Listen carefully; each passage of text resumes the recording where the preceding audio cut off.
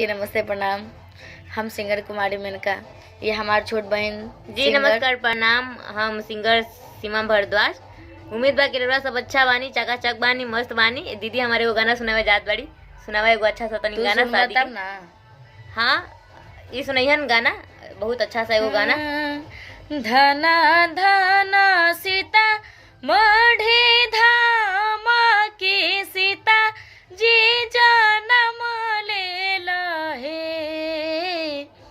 धना धना सीता मढ़ी धाम की सीता जी जनम ले लहे।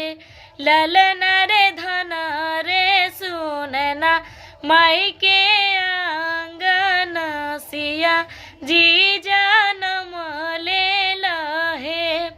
ललन रे धन रे सुनना माई के आंगन सिया जी जनम ले लहे। धन धन सीता मढ़ी धाम की सीता जी जनम ले लहे। धन धन सीता मढ़ी धाम की सीता जी जनम ले लहे। ललन रे धन रे सुनना माई के आंगन सिया जी जनम ले ली है। क्या बात है, बहुत सुपर, बहुत अच्छा लगा गाना आपका।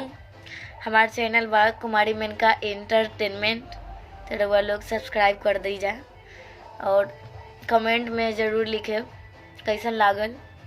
ये ऐसे हम दोनों बैठल बानी तो सोचनी है कुछ गावतानी एल गा देनी। रउआ लोग सपोर्ट करब, चैनल हमारा सब्सक्राइब कर दी, रोज़ रोज़ इस तरह के वीडियो डालत रहे। Thank you, by.